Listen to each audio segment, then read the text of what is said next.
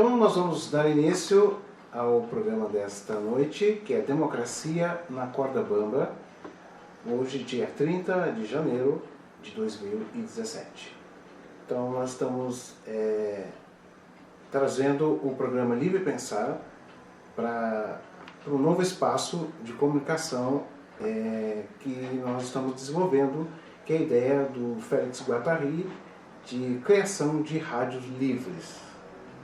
As rádios livres, elas se diferenciam um pouco das rádios comunitárias, e isso na época eram rádios que você tinha os transistores, né?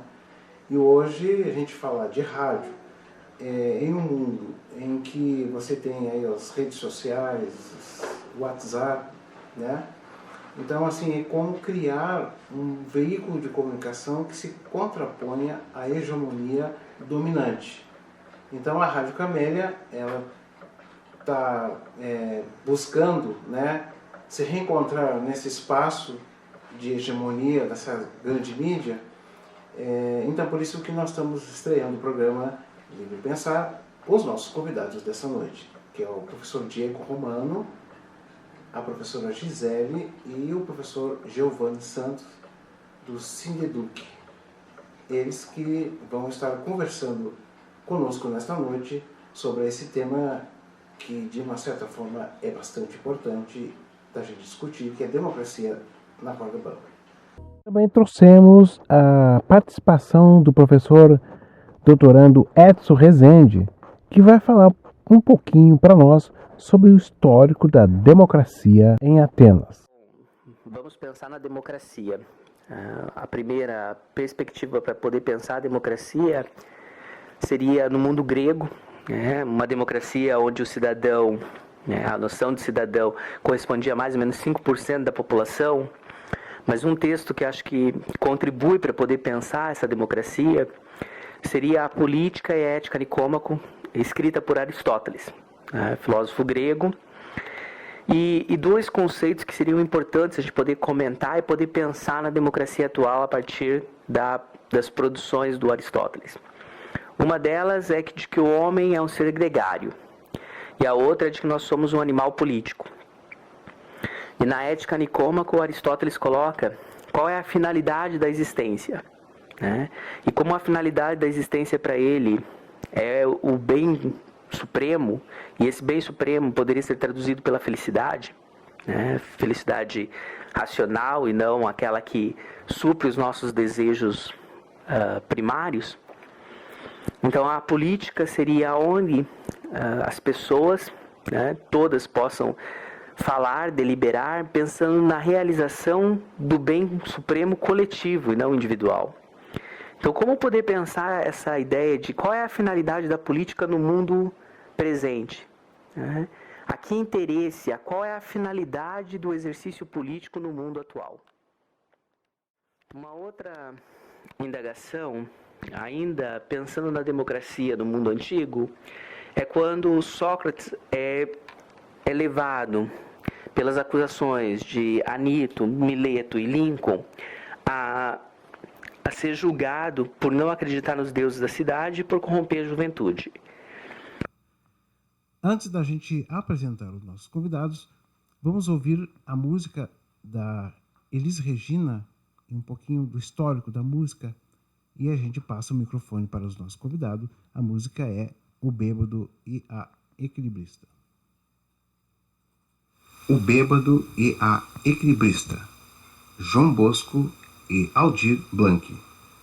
Nossos compositores sempre tiveram o costume de registrar em música e verso acontecimentos relevantes, às vezes nem tanto, da vida brasileira.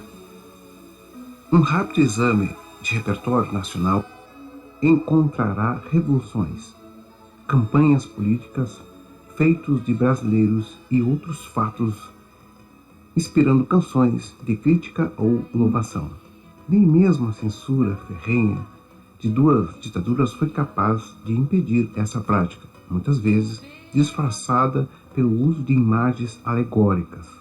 Este é o caso de O Bêbado e a Equilibrista, Uma notável composição de João Bosco e Aldir Blanc que focaliza uma promessa de abertura democrática, na ocasião cercada de incertezas. Parodiando a forma de um samba-enredo, a canção descreve uma cena patética em que dois personagens, o bêbado e a equilibrista, movimentam-se ridiculamente num fim de tarde sombrio, abre aspas, e nuvens, lá no mata-borrão do céu, chupavam manchas torturadas.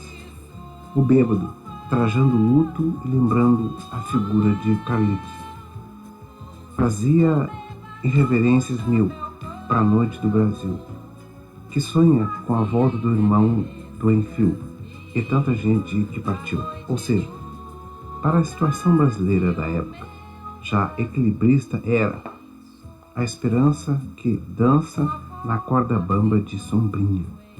E, em cada passo dessa linha, pode se machucar. O que correspondia à expectativa ansiosa de um projeto de êxito imprevisível. E a canção prossegue, utilizando consequentemente o mau gosto e o lugar comum como forma chocante de expressar a crítica a uma realidade indesejada. Abre aspas. Chora a nossa pátria, mãe gentil, choram Marias e Clarices no solo do Brasil, fecha aspas. Diga-se de passagem que o irmão do Enfio e as Clarices, citadas nos versos, referem-se a personagens reais, sendo o primeiro o sociólogo Herbert de Souza, o Betinho, irmão do cartunista Enfio, na época exilado, e a segunda, Clarice, viúva do jornalista Vladimir Herzog, assassinado numa prisão na ditadura em São Paulo. O Bêbado e a Equilibrista foi lançado por Elis Regina em junho de 1979, em gravação orquestrada e dirigida por César Camargo Marinho, integrante do LP Elis, Essa Mulher. Show de todo artista tem que continuar.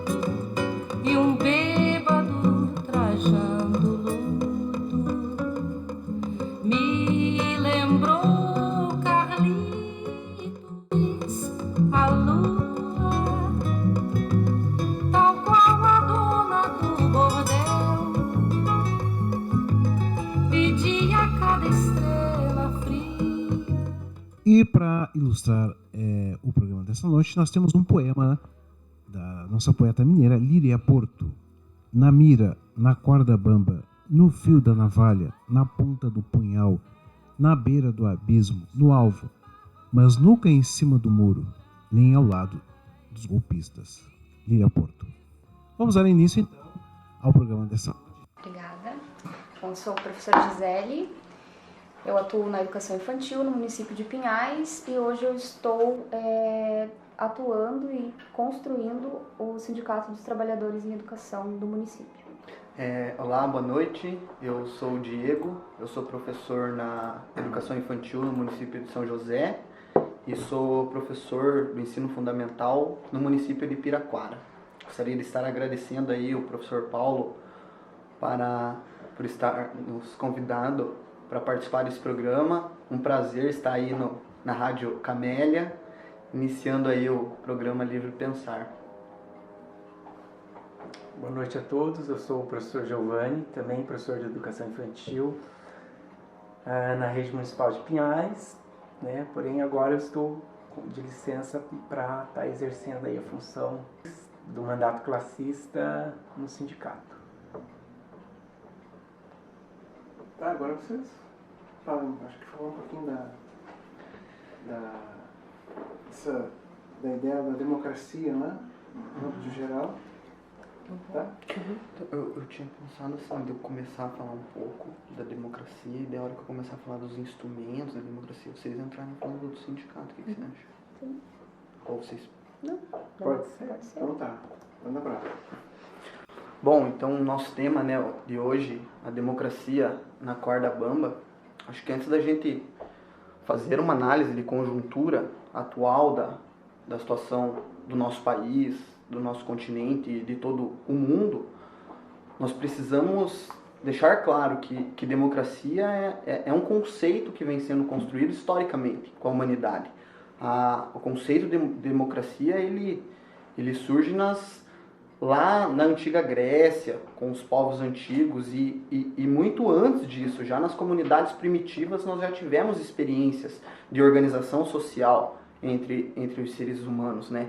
Então nós precisamos estar fazendo essa análise histórica, né, dos conceitos que surgem durante a história da humanidade e também de que democracia ele é um posicionamento político dentro da sociedade, que é uma concepção, um posicionamento. Acredito que a democracia não seja a mesma para todos. Nem todos defendem a mesma democracia. Aqui no nosso país nós tivemos uma mudança estrutural após 1988, com a Constituição Federal, que mecanismos foram resgatados, foram legitimados, pararam de sofrer perseguições e, sem dúvidas, isso ampliou essa democracia no nosso país ali no início da década de 90. Mas, por mais que nós tivemos esses avanços, nós também precisamos ter consciência de que nós vínhamos caminhando. A democracia não é um produto pronto, não é algo que adquirimos ela. Ela está em permanente construção, ela está diariamente em construção, tanto dos seus mecanismos quanto da própria consciência, né, de toda a população. Dentro dessa conjuntura que nós estamos, eu acho que é importante nós destacarmos na nossa democracia atual os instrumentos de relação de forças que nós temos para garantir esse sistema democrático, que isso dissolve em vários locais da sociedade, em vários segmentos dela. Sem dúvida, são os partidos políticos, né? A garantia e a liberdade dos partidos poderem apresentar seus projetos, suas ideias, seus diálogos, porque sabemos que na época da ditadura muitos dirigentes de partidos, assim como muitos partidos caíram na clandestinidade. Outro instrumento que eu acho que é muito importante a gente estar pontuando agora são os movimentos sociais, principalmente o MST, que é um movimento em busca do direito à terra, ao plantio, que é a luta popular no campo. O MTST, que é um movimento em busca de moradia, que é um movimento de luta popular urbano na cidade.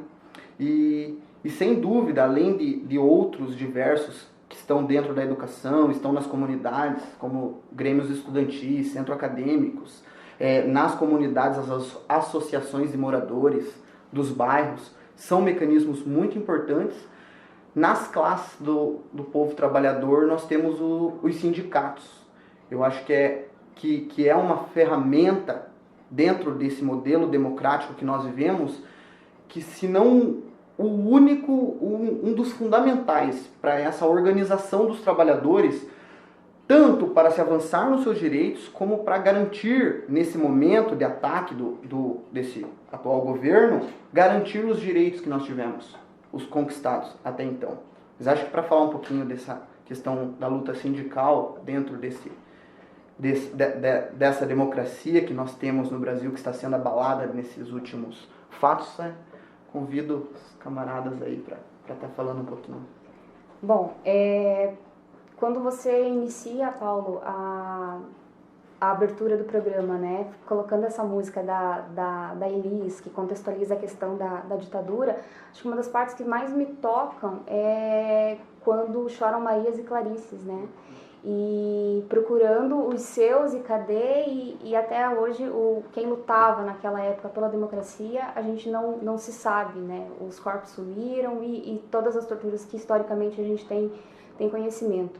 E quando você contrapõe com esse poema da Líria Porto, contextualizando o momento atual agora, a gente percebe que a questão do posicionamento, né, de que lado você está, né, na construção da democracia é isso, infelizmente, você tem que tomar o partido, você tem que ter o lado, né, quando o professor Diego fala dos sindicatos que eram perseguidos, das pessoas que eram perseguidas, hoje a ditadura saiu do poder, porém os mecanismos utilizados ainda continuam. A gente que é da luta sindical, quando a gente começa a organizar o trabalhador, começa a formar a base para reivindicar os seus direitos que estão sendo negados, a mesma ditadura ela volta, né, sob outros trajes e coage o trabalhador de se organizar. Isso é uma grande luta que ainda nós temos enquanto sindicalistas. Existe o medo da organização popular. Quando o Diego traz a questão das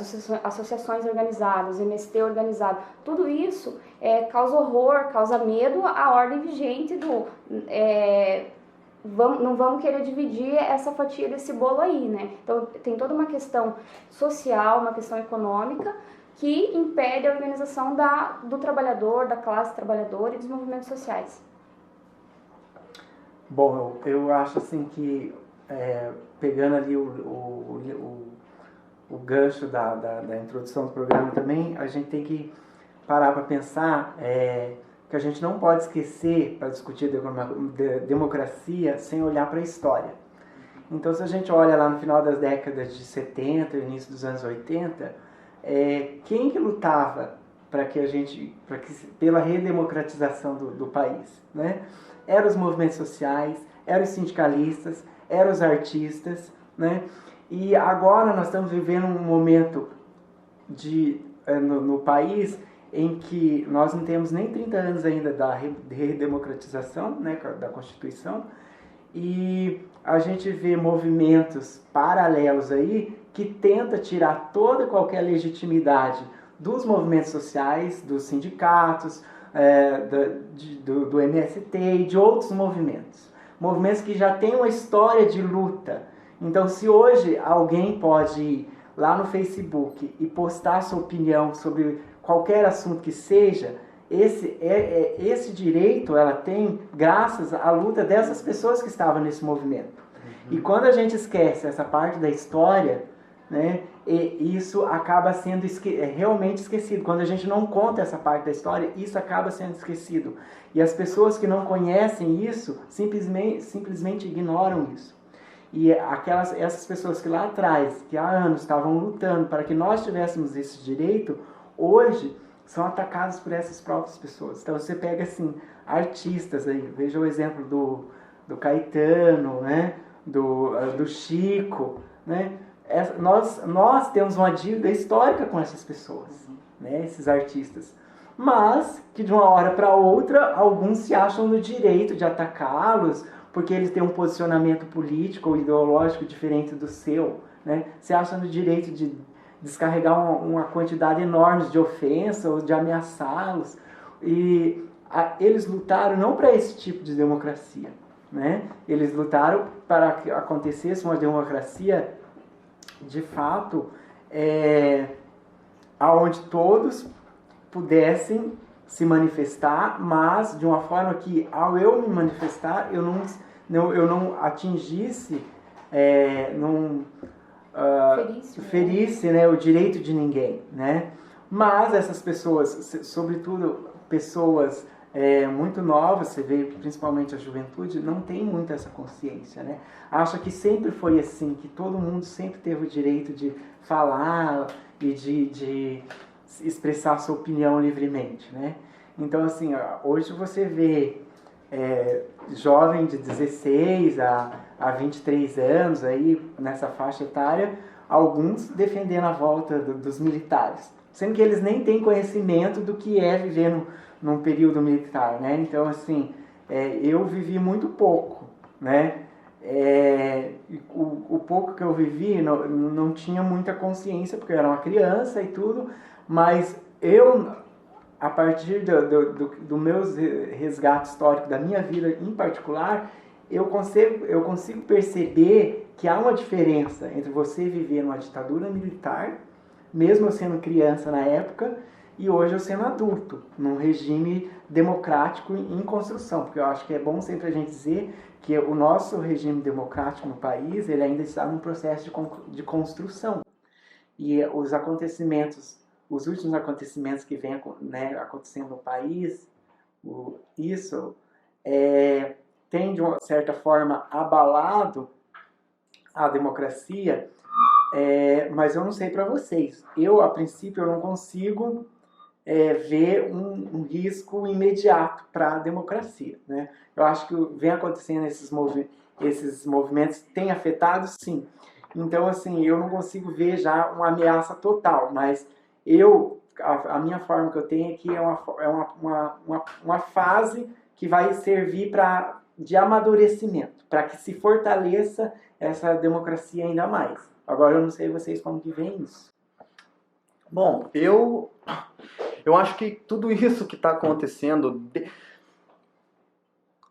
desde 2013 ali, 2014 para cá na história do nosso país, vem um pouco para nos ajudar, além de amadurecer, Giovanni, pegando isso que você falou, até para desmistificar a então atual democracia que nós temos no nosso país. Porque nós estamos passando por uma situação em que fica claro como é simples o rompimento democrático dentro do nosso país. E daí, será que a nossa democracia ela é plena? Será que a nossa democracia ela é sustentável? Será que a nossa democracia ela não está sob controle de alguns grupos? Porque eu vejo que é dissolvido, às vezes, no senso comum, essa questão falsa de que democracia é o que a maioria diz. E não, a gente sabe que há uma perspectiva de democracia onde que a democracia ela é a garantia das minorias. Se tem uma pessoa pensando diferente de todas elas, um Estado democrático pleno, além de garantir as mesmas condições de vida para essa pessoa, tem que garantir o direito dessa pessoa a se manifestar. E o que a gente está vendo agora é um avanço justamente o oposto, porque, né, quando você fala das perseguições que a gente está vendo agora nas redes sociais, né, o próprio Chico Buarque, ele está sendo hostilizado nas redes sociais, ele foi hostilizado, não sei se foi num aeroporto ou num dos restaurantes que ele estava. Então, que democracia é essa? De você ter liberdade você ir até o outro e ofendê-lo? Ou será que liberdade é a gente garantir a segurança, né, de todos, né, que se posicionem? O que eu vejo é que no nosso país, além de a gente estar desmistificando que a nossa democracia ela não tem plenitude, ela não é sustentável, é que nós, mesmo com as conquistas após a Constituição, a classe trabalhadora ela ainda não atingiu o seu poder democrático. A classe trabalhadora, por mais que ela teve conquistas, por mais que ela teve avanços, aumento anual do salário mínimo, o fortalecimento do SUS, a educação pública tendo avanços, o ensino superior sendo democratizado, que minimamente mais um pouco, a gente vê que em pequenas medidas, numa questão de num período de menos de 5 anos, muitos direitos que foram arduamente conquistados estão se esfacelando. Igual agora nós estamos vendo a questão da reforma da Previdência. Isso não é uma reforma da Previdência, isso é totalmente uma destruição da reforma da Previdência que foi construída em 88. A população fez uma construção, conquistou direito. O que está acontecendo agora é o que? É uma destruição desse direito rapidamente, muito tranquilo. Por mais que isso venha colocado, mesmo nos governos do Fernando Henrique, do Lula, da Dilma, houve as alterações na Previdência que já prejudicaram os trabalhadores, a gente vê que agora os movimentos que estão ocorrendo é realmente esmagador diante da conjuntura. A gente está vendo que a nossa democracia ela é totalmente nula, porque os movimentos sociais vão para a rua, a mídia não cobre, a mídia não mostra. Nós tivemos agora, recentemente, na educação pública do Brasil, e principalmente no Paraná, uma onda de ocupações, aonde era, na minha opinião, e na opinião de muitos, um instrumento de democracia, de luta, de você conquistar aquilo que você tem, sendo destruído por mídias, por algumas figuras, pelo próprio governo. A gente vê o MST sendo batido diariamente, o MTST, até um dos dirigentes nacionais foi preso numa tentativa de se manter numa ocupação por moradia. Então, são situações assim que a gente vai vendo que a nossa democracia, além dela estar em plena construção, acho que nós temos que tirar desse momento o quanto nós precisamos avançar nela, para que ela se torne, né, plena e garantida. Eu percebo também que a questão da democracia, ela geralmente tá, quando você fala de democracia para um grupo de pessoas, geralmente as pessoas se manifestam dizendo que é a liberdade de expressão, ou que é o meu direito de ir e vir, ou que é o que a maioria decide, e isso é democracia. As pessoas elas têm muito relacionadas a esses conceitos do que é a democracia, né? Mas se você pega a questão o artigo 5º da Constituição Brasileira, onde que te dá a garantia dos direitos que você deveria ter, e que a maioria não tem, e que um grupo pequeno tem, então, pera lá, que democracia é essa? Então, a gente tem que contrapor essa questão. Quando você traz agora esse debate sobre atualíssimo, que foi Paraná protagonizou a questão das ocupações das escolas, mediante a reforma do ensino médio, que também não foi um ato democrático, um ato de consulta, foi um ataque, sim, ao ensino médio, à educação pública no Brasil, essa reforma proposta pelo então presidente. Então, assim, todas essas questões, as pessoas elas analisam isoladamente. Então, assim, faz parte de uma construção. Quando você tira uma educação, uma sociologia, uma história, uma filosofia, você diminui a percepção dessa pessoa sobre a sociedade. Então, são debates que nós precisamos ampliar sobre esse conceito de democracia. Eu acho que uma das situações que também nós precisamos estar pontuando, né, abrindo o diálogo, o debate a respeito dessa democracia, é as perspectivas de democracia que nós temos presentes na atualidade. Isso é bem tranquilo da gente fazer essa análise no nosso próprio território aqui mesmo, né? Nós vemos aqui, por exemplo, muitas pessoas do Brasil questionando o sistema, a organização social em outros países, até mesmo aqui mesmo na América Latina, na Venezuela, em Cuba. Há um questionamento de alguns grupos aqui, brasileiros, a respeito da organização desses países. E por que, né, essas pessoas analisam esses sistemas como ditatoriais, como totalitários, como sistemas que oprimem a população e não representam de fato? Sendo que dentro do nosso próprio país está ocorrendo uma situação onde uma presidente que foi eleita através do voto, né, popular, democrático que por mais que não represente a todos, que nem todos se sintam representados, e eu acho que com total razão não se sentir representado por esse mecanismo eleitoral, é um mecanismo que nós temos no nosso país, era um mecanismo que deveria ser respeitado. E essa pessoa, ela sofre um golpe porque, para ocorrer o impeachment, ela deveria ter feito o crime de responsabilidade, e não houve o crime de responsabilidade. Muitos senadores que votaram em defesa desse impeachment assumiram publicamente que a questão era política.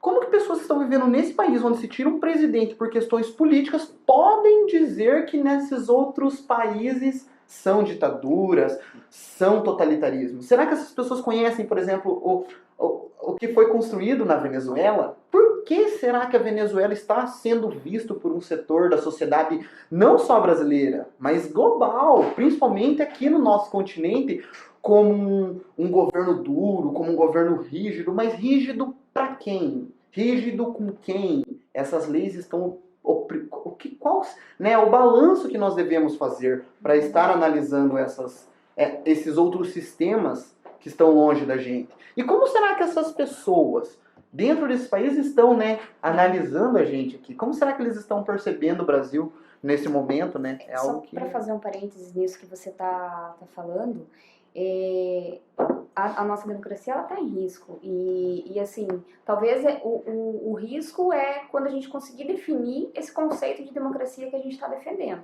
Mas assim, quando você tira uma presidente por crime de responsabilidade e no dia seguinte esse crime que era o que faria ela perder o mandato dela de presidente, ele já deixa de ser crime, então já é o primeiro passo de que nós estamos em risco sim. O seu direito de você ir lá na rede social e manifestar a sua opinião, que sou contra isso, sou contra aquilo, xingar fulano, xingar ciclano, também está ameaçado. Então, eu acho que são todas questões que precisam ser analisadas. E nessa questão que você falou referente à Venezuela, a Cuba, eles vivem em ditadura sob qual perspectiva? Sob qual análise? Sob qual interpretação de sociedade? Para a população que vive lá ou para a gente que está aqui? Então, assim, o que para eles lá é ruim e o que para eles lá é bom? Então, assim, nós não temos essa propriedade, nós conseguimos ver historicamente a construção do povo, como é a saúde deles, como é a educação deles, e assim, e foram conquistas da população, e foram construídos junto à população. Então, e fica muito vago você falar que lá na Venezuela, ou em Cuba, ou na China, eles são ditadores, né? É muito vago essa questão para nós analisarmos não vivendo e não construindo lá, não participando desse processo. Então, acho que, assim, no Brasil, nós temos que olhar a nossa própria história, né? Da construção de nação brasileira. Então, assim, nós, enquanto nação brasileira, eu acho que, assim, o debate com a população, ele nunca foi um feito, né? Nunca aconteceu isso. Nunca a população foi ouvida. Então, assim, historicamente, você vai olhar, tipo, qualquer coisa que acontece, qualquer direito que se conquista, se é dado como se fosse um presente, um agrado, alguma coisa assim. Um cala-boca. Né? E a forma que é colocada para a população. Né? É claro que assim, por quê? Porque essas pessoas, esses grupos que dominam a nossa sociedade, eles têm consciência de que a população não conhece a sua própria história. Então, assim, e não há essa preocupação, eu volto a insistir nessa questão da história, por isso, porque não há uma preocupação de se contar a história do povo brasileiro para o povo brasileiro. A sua história é negada o tempo inteiro, justamente para que não haja, eu acho, com a conscientização, né, do povo, para que eles percebam que os poucos direitos que nós temos, eles vêm atrás deles, tem grandes lutas, né? Então, os direitos trabalhistas mesmo, os direitos trabalhistas não foram dados, eles foram direitos conquistados, né? Então, tem tudo isso. Daí você olha para outros países, eu acho assim, o brasileiro, ele gosta muito de dar opinião no que está acontecendo lá fora, né? Mas sem conhecer a sua própria história, e eu acredito que não conheça a dos outros também, porque aquela coisa, gosto de dar palpite no que o vizinho está fazendo sem olhar para dentro da sua própria casa. Então, essa questão do olhar, da perspectiva, eu acho que é bem importante, por causa que fala com relação a outra nação, outro país que não está sendo democrático, mas com a minha perspectiva, não com a perspectiva de quem vive lá, né? Então, assim, sempre que as pessoas questionam alguma coisa com relação a Cuba, esse tipo de coisa, assim, eu sempre me posiciono, olha, eu não posso falar que Cuba é uma coisa ruim, porque eu nunca estive em Cuba. Eu nunca conversei com um cubano. Então, como que eu, uma pessoa que nunca esteve em Cuba, que nunca sequer visitou um país, posso fazer uma análise sem conhecer a história, né, daquele local, daquele povo, posso fazer uma análise e dar um parecer de que o que acontece lá é certo ou errado. Eu não posso fazer isso. Primeiro eu preciso conhecer. E eu acho assim que nós, enquanto brasileiros, nós não conhecemos nada, muito pouco da história do povo cubano ou do povo venezuelano, né? Então, assim, acho que tem isso. A gente tem que olhar realmente para a história de cada um, porque cada um tem uma realidade diferente e uma história diferente. Sim, sem dúvida. E também eu acho que além dessas diferenças que os povos latino-americanos têm, mas uma análise que nós precisamos fazer aqui, e eu pontuo, né, mais uma vez esse debate, são as concepções de democracia que a gente tem entoadas aí, né, mundo afora, que vai muito de concepção. A América Latina, ela tem uma história, desde os períodos de colonização, muito sofrida. É um povo muito oprimido, é um povo que foi muito controlado, principalmente pelos povos de fora, os europeus, os norte-americanos. E até hoje a gente percebe esse controle, né, na América Latina, em toda a América Latina. E a gente percebe que eu acho que essas críticas que são feitas, principalmente a Cuba e a Venezuela, já é justamente isso. Não é uma crítica que surge espontaneamente da população, que surge... Não, é uma crítica feita por setores que estão sofrendo com essas organizações sociais. A Venezuela, sob o controle sobre a direção do Hugo Chávez como um líder, ela teve o petróleo totalmente estatizado. O petróleo saiu da mão de algumas petrolíferas internacionais e esteve sob controle da população. Nós percebemos, recentemente muitas pessoas falando da escassez, por exemplo, de papel higiênico na Venezuela. Houve uma sabotagem às indústrias de papel higiênico na Venezuela. E o governo venezuelano, junto com as suas forças armadas e a sua população, construíram círculos armados, operários, para tomarem essas empresas e tocarem a produção, e controlarem essa produção. Então, será que também essa perspectiva de democracia é uma perspectiva ruim? De que, não, nós somos capazes de fazer o que for necessário para controlar os nossos bens, para organizar a nossa produção. É o contrário do que a gente vê no Brasil. O pré-sal está sendo vendido.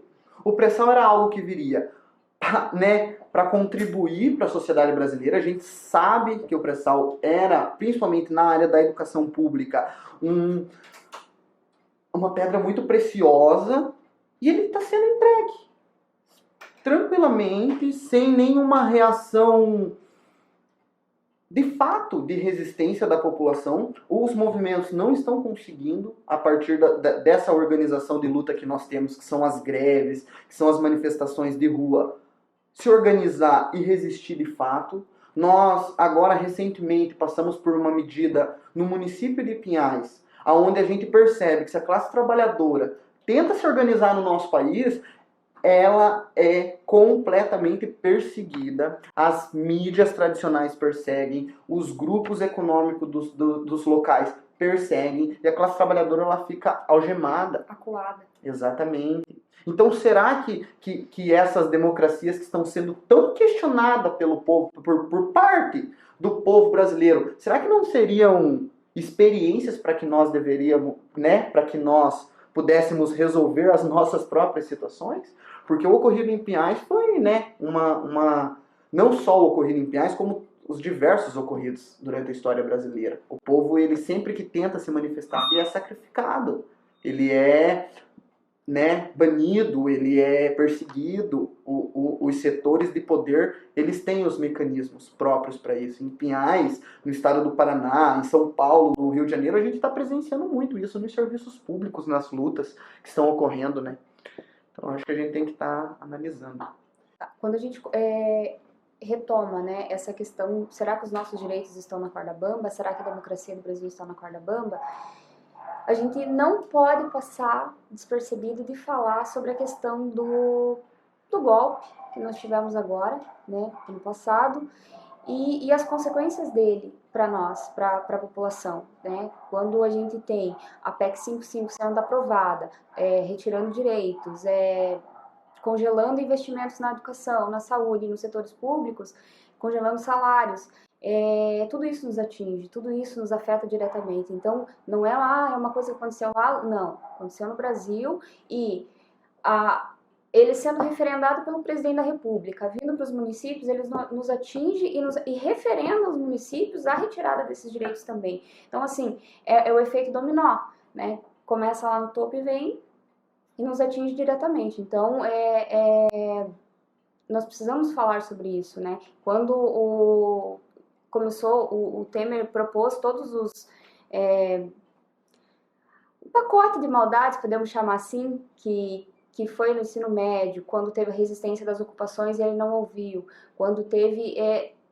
tudo isso que vem eles propõem, a população se organiza e tenta deslegitimizar, desconstruir, e mesmo assim eles impõem. Então, cadê a democracia disso, de que a maioria está gritando não? Então, são questões que a gente precisa analisar, né? Então, acho assim que tudo que vem acontecendo hoje, ele foi muito planejado, muito bem elaborado, né? Então, acho que assim, que há muito tempo se previa e se pretendia se fazer esse ataque aos direitos, aos poucos direitos que nós, enquanto classe trabalhadores, tínhamos. Mas eles não viam uma forma de se fazer isso, né? Então, lá atrás, no final da década de 90, início dos anos 2000, já se tentou fazer alguma coisa no governo do FHC e não se conseguiu, porque teve uma resistência dos movimentos sociais, dos sindicatos. Daí entra um novo governo que que tem um diálogo mais aberto com a classe trabalhadora e com os movimentos sociais, e que não se pode negar que durante esses governos alguns avanços eles acontecem, né, na área da saúde, da educação, né? Por outro lado, a gente tem que ver que conforme o tempo vai passando, esses avanços vão acontecendo, isso vai acontecendo, tem alguém do outro lado lá que não está satisfeito com isso, né? Então, assim, que está tramando alguma forma de tirar isso, né? Então, assim, eu vejo assim que essa tomada de poder, ela não aconteceu da noite para o dia. Eu vejo que foi uma coisa pensada de forma estratégica. Então, assim, e quando corre os movimentos de 2013, que os brasileiros vão para a rua, se a gente olha a origem daquilo, não existia uma divisão, né? Tipo, o povo todo foi para a rua, porque o povo estava cansado de ver o que a classe política faz com os brasileiros. E o povo foi para a rua justamente para dizer basta, né?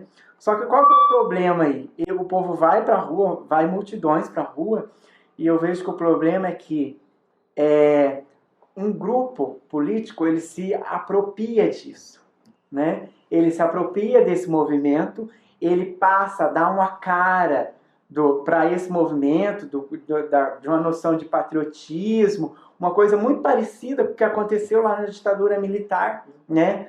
Eu sou patriota, eu vou defender os meus direitos como brasileiro. A moral, né? A moral, eu sou brasileiro, essas coisas, tem que vestir verde e amarelo, né? Então, esse grupo se apropria disso, dissemina essa ideia, esse pensamento. Os grupos, as redes sociais ajudam nisso, e começa aí essa construção para essa tomada de poder a se fortificar.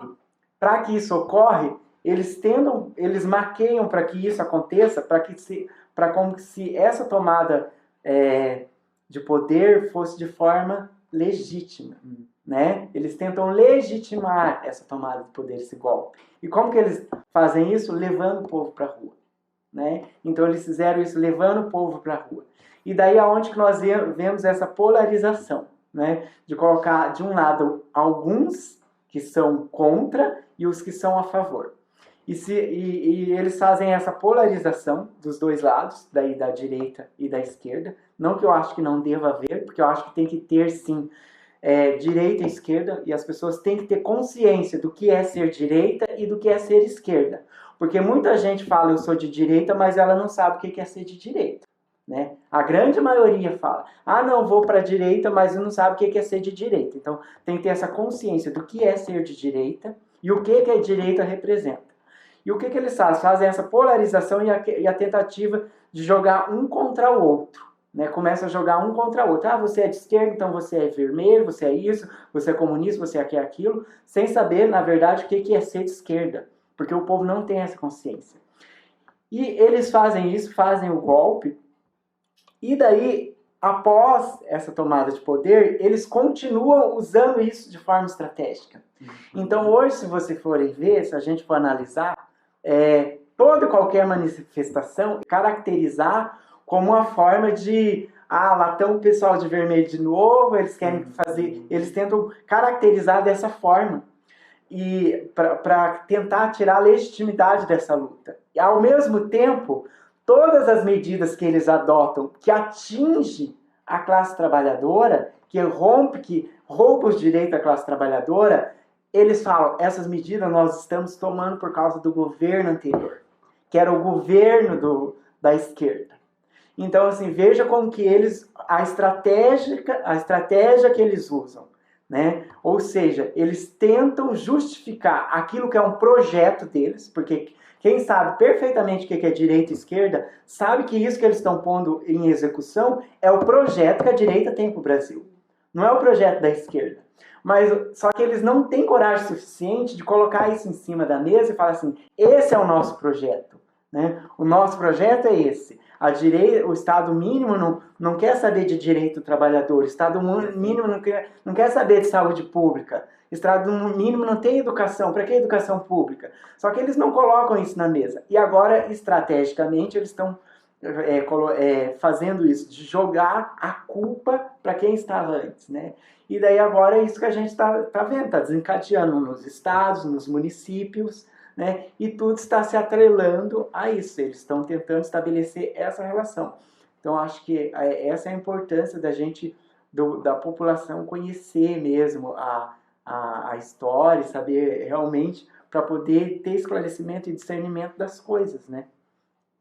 E para não cair nesse debate, nesse discurso de esquerda e de direita, como se fossem times de futebol rivais que vão enfrentar um campeonato.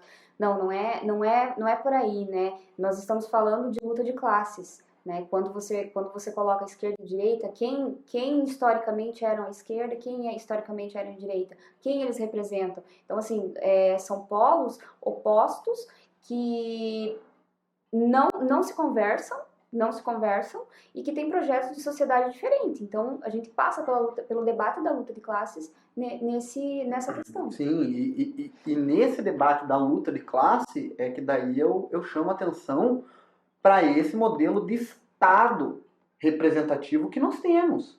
Esse Estado, essa organização, de fato, representa a classe trabalhadora? Quem esse modelo de Estado representa? Numa visão de classe, a gente vê tranquilamente que o Estado é um Estado burguês. Ele representa quem? Ele representa grupos políticos da alta economia, que tem controle nos altos mecanismos da economia, exatamente. É o controle de produção, são os latifundiários donos que têm seus representantes no Estado, donos de terras, propriedades do campo. São os donos de muitas empresas urbanas que concentram forças nos grupos econômicos municipais e estaduais e que dominam municípios, dominam estados. E que financiam e que mantêm esses grupos. E tudo isso é um desencadeamento que organiza toda a federação brasileira. E eu acho que esse é a principal questão que nós temos que estar dialogando com a população, dialogando entre nós, conversando com o movimento progressista. É essa reflexão. Que Estado que nós temos? Essa organização de Estado representa nós? Essa disputa eleitoral desse Estado vai representar de fato a classe trabalhadora? Eu até trouxe um livro aqui do professor Vasconcelos, A Democracia Pura, que ele faz uma análise nesse livro aqui sobre diversas perspectivas da democracia. Ele faz análise também até mesmo na organização entre algumas comunidades de animais, na comunidade primitiva dos seres humanos de antigamente. E ele faz uma análise das eleições que ocorreram no Brasil em 2010, quando a Dilma se elege a primeira vez. Se você pegar os números do segundo turno, a chapa que perde as eleições, mais a expressão popular de nulos e brancos, não garante a maioria para que ele ultrapassa a maioria que o grupo que ganha. Então, por exemplo, quem perdeu o segundo turno foi o José Serra, perdeu para Dilma Rousseff. Os votos do José Serra, mais os votos nulo e branco, seriam superior à votação que elegeu, ao número que elegeu a Dilma Rousseff. Então esse Estado democrático, essa democracia, essa organização democrática que nós temos, ela serve a classe trabalhadora?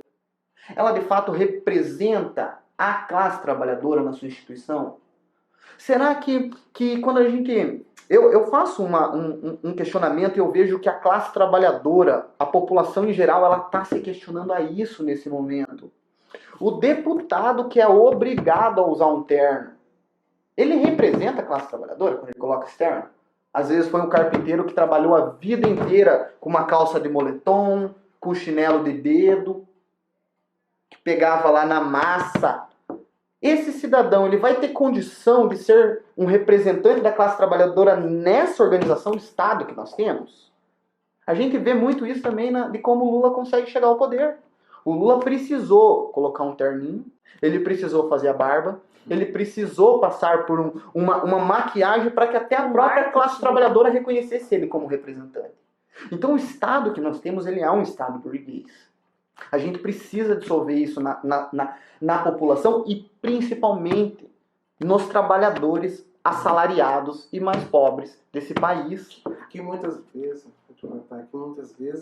veste o terno, né?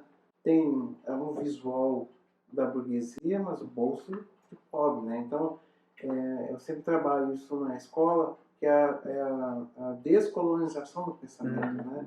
Então, não se pode se propor, né, uma nova ofensiva em relação a essa hegemonia se a gente não fizer esse trabalho de conscientização, né? E as redes sociais, que isso é uma coisa assim interessante, né? Porque todo mundo sabe de tudo pelas redes sociais, mas não há um filtro, né?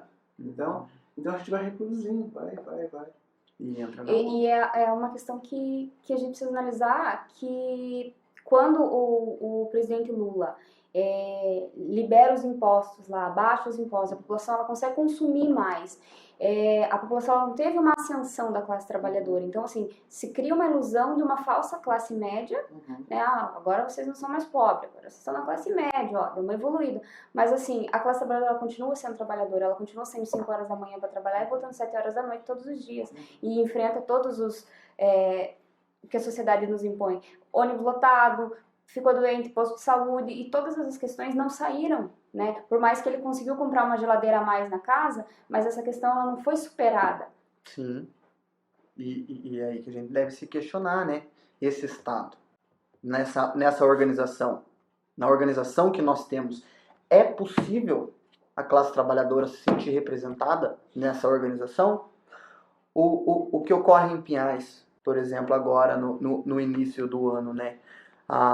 O Poder Executivo toma algumas medidas, justificando essas medidas através de todo esse aparato da crise nacional que estão enfiando goela abaixo da população, manda um projeto de lei com várias medidas que vão cortar direitos dos trabalhadores, não dialoga com os sindicatos, não dialogam com os conselhos, não dialogam diretamente com os trabalhadores, manda essa lei para a Câmara de Vereadores. Dentro da Câmara de Vereadores, há uma resistência dos trabalhadores, organizados pelos sindicatos, pelos movimentos populares. Dos 17 representantes que nós temos lá da população, e que sim, independente de quem elegeu o parlamentar, ele está lá ocupando um espaço que é para representar toda a população e não só o grupo que o elegeu. Algum daqueles 17 se manifestou a respeito do projeto? O que a gente percebe naquela democracia, na forma de organização, onde eles enfrentavam determinados problemas e tinham que gerir a partir de um determinado conhecimento que possuíam, é que o que nós temos lá era presente a fala das pessoas na tribuna. E o que chama a atenção é que essa fala era escutada e ela produzia um efeito de mudança ou ratificação de uma determinada posição.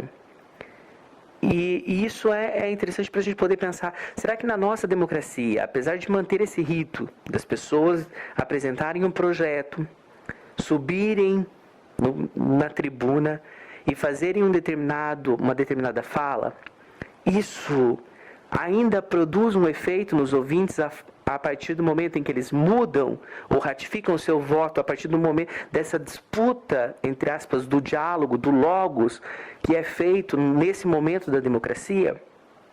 Ou esse logos já foi capturado antes, quer dizer, o projeto é apresentado e eu já chego lá com a minha posição. E aí eu nem preciso ouvir e nem mesmo me dar ao trabalho de debater com o outro. Porque eu posso subir lá para dar o meu ponto de vista e o outro vai lá e faz isso, mas eu não preciso ouvir o que o outro vai falar, porque eu já sei o que eu quero fazer. Então, como tem sido isso nas nossas democracias atuais? Em que medida esse debate, onde o logo se faz presente, continua relevante nas democracias atuais? Eles não se manifestaram dentro da Câmara de Vereadores. Não abriram para a classe trabalhadora poder explicar o porquê era contrário ao projeto e votam a favor de um projeto, aprovam esse projeto por unanimidade, sem ao menos dizer o porquê que estão sendo a favor disso. Então, no meio de 17 representantes da classe trabalhadora ali em Pinhais, né, na Câmara de Vereadores, houve sequer a manifestação de um desses 17? Não houve. Houve apenas o pedido do Executivo. O Executivo manda um projeto, não houve o debate, não houve a discussão, porque se houve a discussão nas comissões, provavelmente deve ter voltado ali no dia 1º de janeiro já, né? Porque o projeto foi apresentado, né? Primeira votação dia 3, a segunda votação dia 4. Então pra gente, isso que eu tô falando é só pra gente ver quem esses representantes estão representando. De 17 novos parlamentares no município de Pinhais, nem um nas duas votações subiu à tribuna dizer o porquê que estava votando a favor daquele projeto. Mas daí eu acho que, assim, que aí a gente já vê o exemplo do que é o conceito de democracia para a nossa sociedade, para a sociedade brasileira. Porque, assim, o conceito de democracia, como foi já falado no início, ele é muito relativo. E daí você olha para Pinhais, por exemplo, você já pode tomar como exemplo, aonde que está a participação popular? Né? Aonde que está a consulta pública, né, à população de Pinhais? Então, assim, a população está sabendo disso? No que isso vai afetar direto ou indiretamente a população? Né? Então, assim, não tem esse debate. Né? Então, as pessoas elas não têm essa consciência de que o gestor público, de que o legislador, eles têm uma obrigação com cada um da população. Então, o legislador, ele não tem carta branca para ir lá e votar no que ele bem entende, como ele quer. Não, ele está lá como um representante. Se ele está lá como um representante, antes de qualquer votação, de qualquer discussão, ele deveria ouvir, né, quem o colocou lá. Né? Só que isso é o que acontece diferente, na nossa sociedade.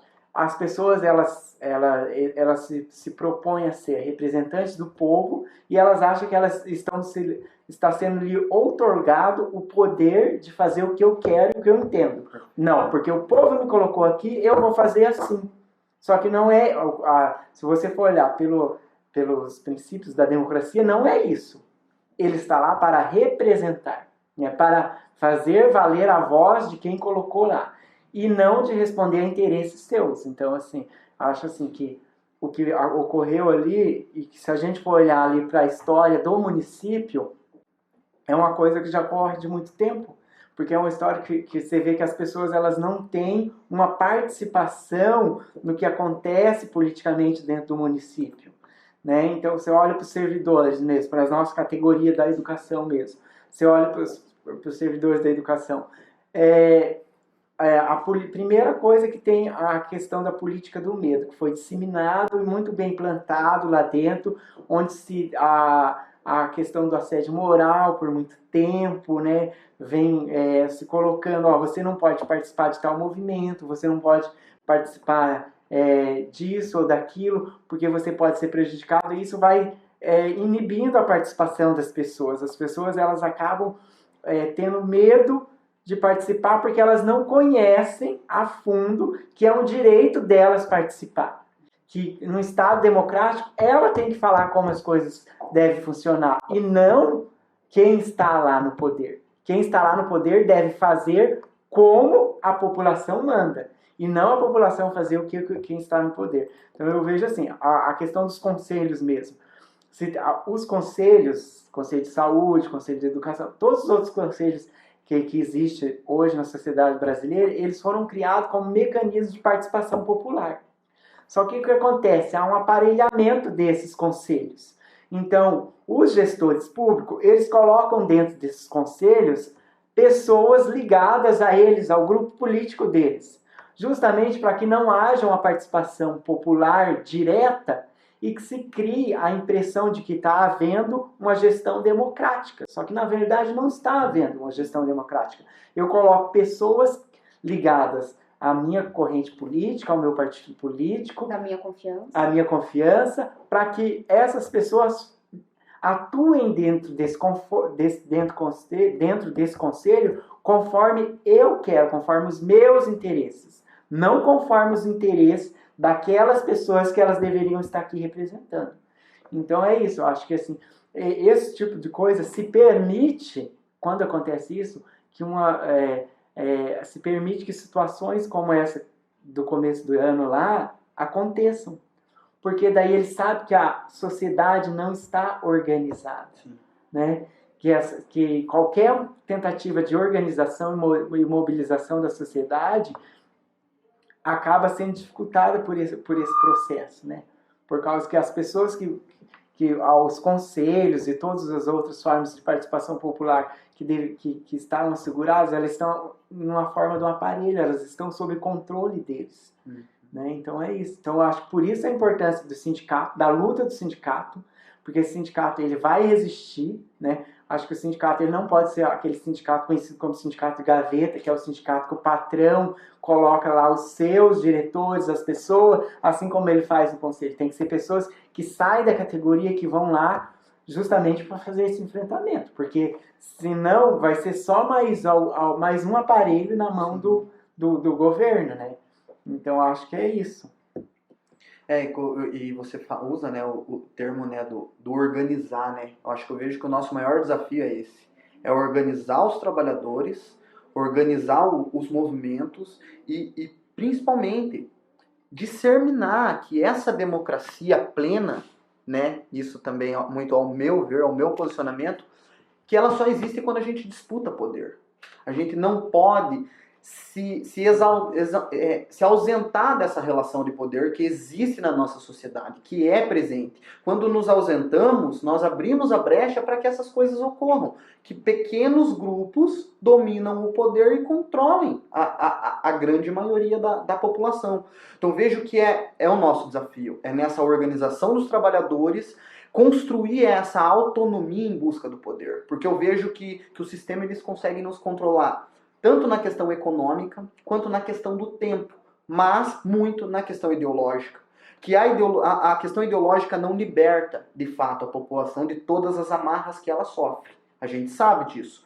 Mas a questão ideológica de autonomia, de que eu sou capaz, de que isso também é meu, de que a minha participação é fundamental para que a sociedade seja aquilo que eu quero, aquilo de melhor para a população. É crucial, é importante para a modificação do nosso país. Até porque a democracia, a gente também tem que começar a fazer um debate bem sincero entre todas as pessoas. Não é o que eu quero para o país. A gente precisa buscar um país melhor para todos. A gente precisa buscar um país que oportunize condição de vida para todos os brasileiros. Que a saúde não seja escasso para um setor da sociedade, que a educação, exatamente, que a educação não seja um privilégio. Eu tenho o ensino superior. Não, isso deve ser algo livre, comum. E eu acho que é essa que tem que ser a nossa luta. Por um país melhor, por um país mais soberano, por um país que lute pelos bens próprios que ele tem e que precisam estar sob seu controle. E isso lutando a questão nacional, eu vejo que a gente também melhora muito a questão estadual e as questões municipais, que deixam muito a desejar. Acho que é bem por aí, pela questão do o que é democracia? É o Estado de Direito, né? Estado democrático de direito. E o que é direito, né? Direito a todos, não é direito a alguns grupos. Então, assim, quando a gente vê isso daí, as pessoas muitos acham, por exemplo, mas a maioria decidiu, né? Tem muito essa questão ligada à ideia de democracia, é a maioria que vence, né? Mas sem esquecer de que a ideia de democracia não é a maioria vence, mas se assegurar o direito de todos. Então, se a minoria não venceu, isso não quer dizer que o que a maioria decidiu deve ferir os direitos da minoria. Assim, os direitos da minoria, eles têm que ser assegurados. Se a minoria é um só, o direito daquela pessoa vai ter que ser assegurado, né? Então, isso é Estado democrático. Que qualquer direito, e não é só o direito de falar, como a gente já disse, de se manifestar. É o direito a tudo, o direito ao ir e vir, o direito à vida, à saúde pública, à educação de qualidade, direito a tudo isso, né? Então, é direito a que a pessoa tenha uma vida digna mesmo, né? Ampliar mesmo esse conceito de direito. Porque no nosso país eu vejo que um direito é muito assegurado. O direito à propriedade privada. Ah, sim, isso sim. O direito à propriedade privada no nosso país, ele é totalmente assegurado.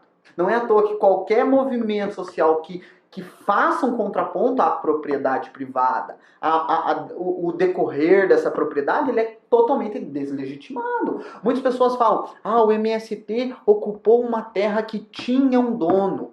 A sociedade às vezes nem se propõe a que dono era, como ele foi dono dessa terra, o que ele faz com essa terra está em produção, não está, essa terra é passada de gerações para gerações, e é nesses debates que a gente também desmistifica um pouco, né, do que é a democracia, porque a nossa democracia, a gente está vendo como ela está em corda bamba, como ela está problemática, como ela é falsa, em certos aspectos, né, de como tá, mas também como essa organização de democracia privilegia alguns grupos.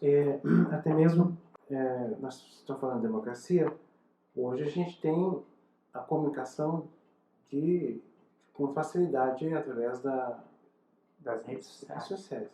No entanto, você tem uma massa com pensamentos bastante conservadores, né, e reforçando justamente isso, legitimando sem muitas vezes conhecer a origem, a propriedade privada, né?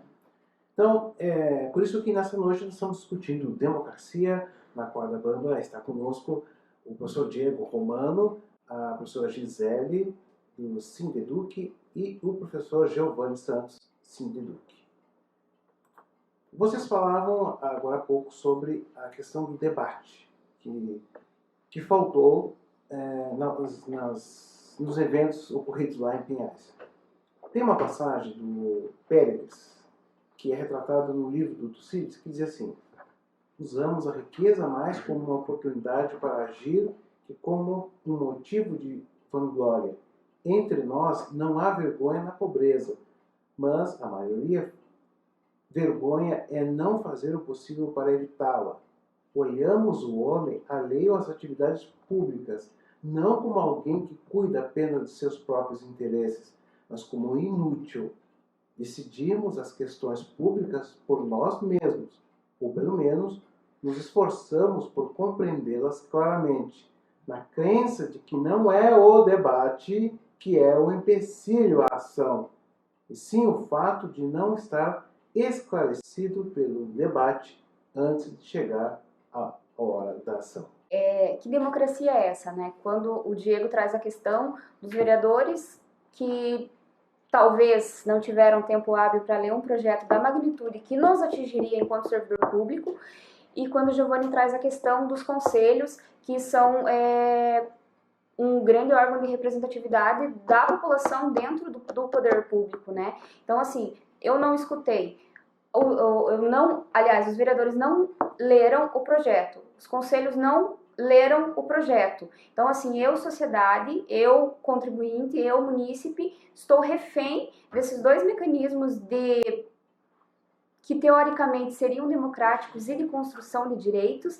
Eles acabam me atacando e se unindo ao governo executivo, ao poder executivo, para ferir e tirar de nós esses direitos. Outro ponto que talvez fosse relevante quando a gente vai discutir a democracia e vai discutir a forma de governo em que a gente se encontra, seria poder pensar na obra O Espírito da Lei de Montesquieu, né? Quando Montesquieu vai pensar na divisão dos 3 poderes, executivo, legislativo e judiciário, de tal forma que um pudesse conter os abusos de outro poder, e para isso ele vai falar que uma mesma pessoa não poderia estar em mais de um poder e também não poderia ser do mesmo grupo, né? Porque aí a ideia é de que essa questão ideológica vai se fazer presente em mais de um grupo e em que medida esse controle do exercício do poder, quer dizer, o poder que seduz, o poder que pode vir a corromper, não necessariamente corrompe, mas que pode vir a fazer isso por tudo que apresenta, vai ser controlado por um outro poder. E aí quando a gente pensa nas democracias atuais, essa noção do Montesquieu ainda se faz presente, quer dizer, nós temos essas independências dos poderes, não só de fato, de uma pessoa não ocupar, mas de que maneira essa questão ideológica se faz ou não presente nos grupos de maneira independente, né? É poder pensar esses poderes de maneira independente, tendo como uma finalidade. Qual é a finalidade do Estado democrático de direito hoje? A que visa as reformas que estão sendo propostas a nível nacional, a nível local? A quem beneficia? A ideia do bem supremo já pensado no mundo grego? Há um pequeno grupo? Há interesses de uma determinada parte da sociedade? Há segmentos? Como tem sido isso? E como que tem sido a noção do legislativo, do executivo e do judiciário nesses entendimentos? Também pontuar a questão desse debate, né? Porque, né, eu não sei se os vereadores chegaram a ler mesmo o projeto, se os grupos que aprovaram esse projeto fizeram esse debate, mas enquanto classe trabalhadora, enquanto servidor público, a gente também tem que fazer aquela questão, né? Que debate? Porque como eu chego aqui, falo aqui pro Giovanni, ó Giovanni, esse celular aí é teu, mas eu quero debater com você a questão dele ser meu, a possibilidade dele ser meu. Se o Giovanni abrir esse debate, automaticamente ele já entrou numa perspectiva que aquele celular pode ser meu. De negociar. E nessa questão que está ocorrendo no município de Pinhais, a gente também tem que ver, será que a categoria, será que os servidores públicos querem fazer o debate? Eles vão ter os seus salários congelados, a Prefeitura Municipal está tratando seus planos de carreira como acúmulo de benefícios. Então, que debate que, né, além do Executivo não apresentar um debate, ela propõe algo que a categoria não vai aceitar. E nem deve. Porque essa questão do debate também a gente tem que cuidar muito, porque a gente conhece na história aí, né, já foi conhecido muitas práticas dos sofistas. Eles conquistavam grandes coisas a partir de um discurso. Então a classe trabalhadora também tem que ver se ela não fica à mercê desse discurso, na hora desses debates. Se ela não é seduzida, né? Exato. Se ela não é seduzida por esse discurso que vem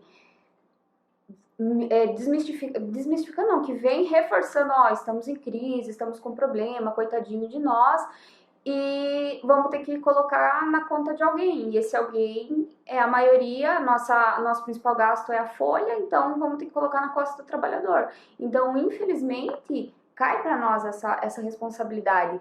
Só que nós não aceitaremos, né? Nós não aceitaremos e nós vamos gritar bem alto em relação a isso, porque não é justo, não é digno e eu acredito que eu não consigo achar um termo educado para definir, a não ser que foi uma atrocidade, foi uma barbaridade muito grande proposta pelo governo atual, que se perpetua, né, de 2 gestões, e que infelizmente você fica assim, chocado, sem saber como agir, o que fazer, como falar, porque a população foi atacada, o servidor público foi atacado. Quando o servidor público é atacado, quando a população é diretamente atacada. Infelizmente, as pessoas elas precisam ser valorizadas, o trabalhador precisa ser valorizado, precisa se investir nesse trabalhador. e não é o que acontece. O trabalhador em Pinhais é massacrado todos os dias. Bom, eu acho que essa ideia e esse pensamento de que o país está em crise é a primeira coisa que tem que ser derrubada, né? De que o país não tem dinheiro para um monte de coisa.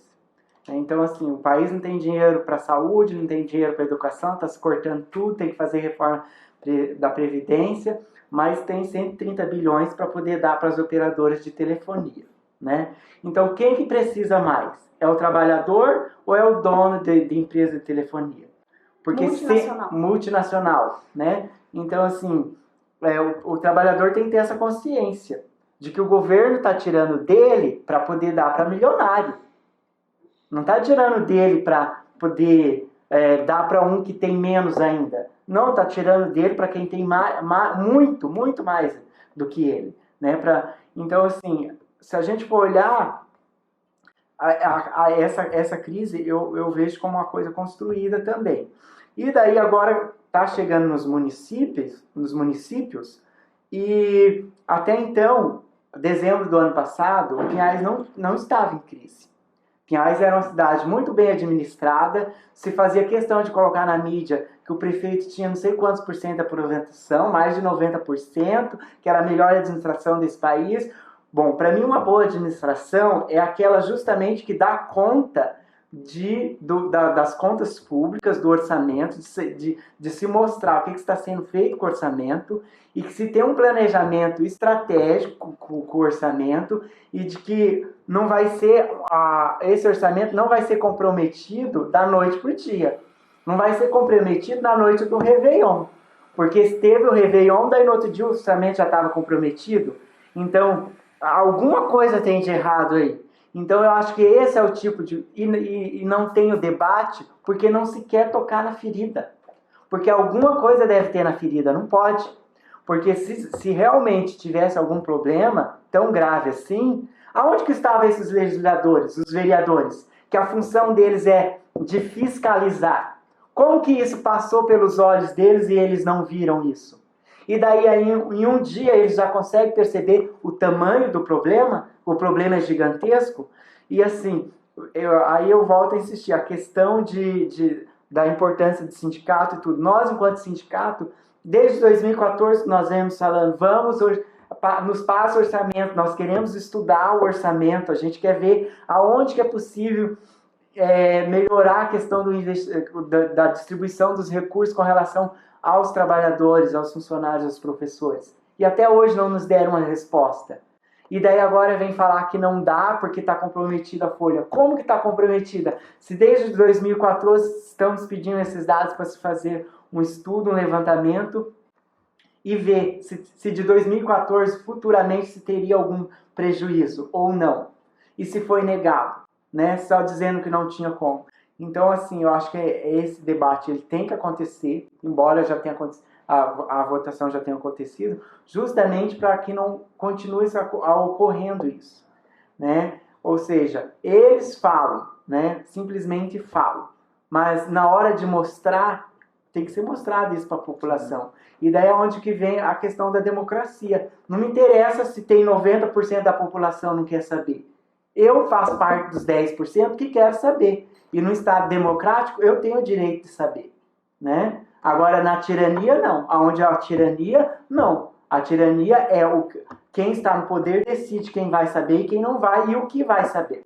Então, assim, essa é a questão da democracia. No Estado democrático de direito, se 99% não quisesse saber, eu, como 1%, eu tenho esse direito. Esse é um direito assegurado.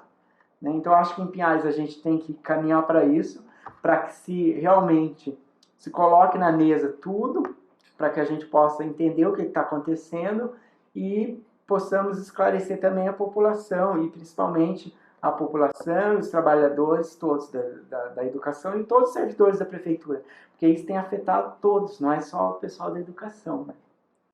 Para finalizar, gostaria de agradecer a oportunidade, agradecer o convite, né? Sempre que a gente puder, a gente está à disposição da rádio, desse projeto que é vanguarda e é revolucionário.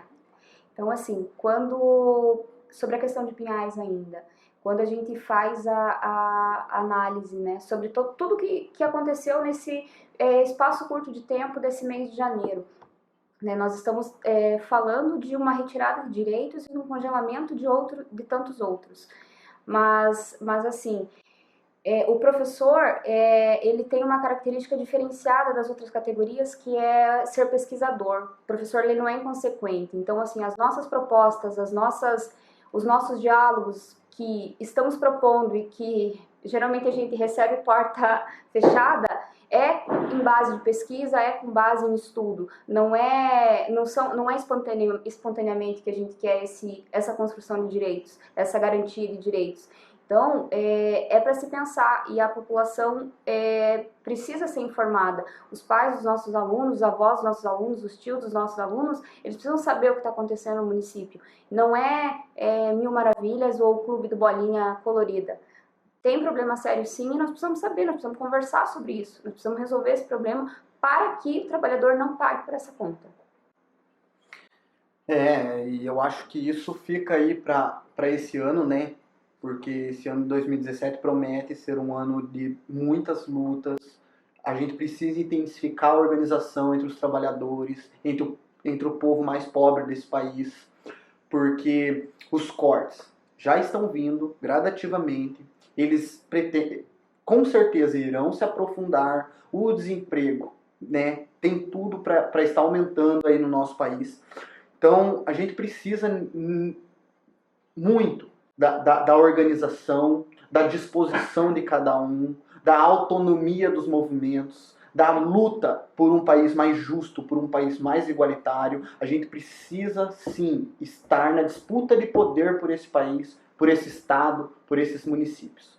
Porque se nós não travarmos agora essa disputa de poder, se a população agora não aderir aos movimentos de luta, nós corremos, sim, grandes riscos de voltar em situações, em números aí, que a gente sabe que o nosso país não quer mais presenciar. A gente sabe que o nosso país não quer mais ficar divulgando a quantidade de pessoas com fome nesse país. Nós não queremos o desemprego em alta. A gente não quer a população à mercê desses grandes grupos econômicos que controlam e que precisam dessas medidas para poder colocar o projeto que tem em vigor. Então, acho que vai muito agora da nossa disposição, da nossa organização. Gostaria de agradecer ao professor Paulo, à Rádio Camélia, por essa abertura. É um mecanismo democrático, de muita resistência, demonstra que sim, nós estamos vivos, nós queremos luta, a população quer luta e está dado o desafio que nós temos pela frente.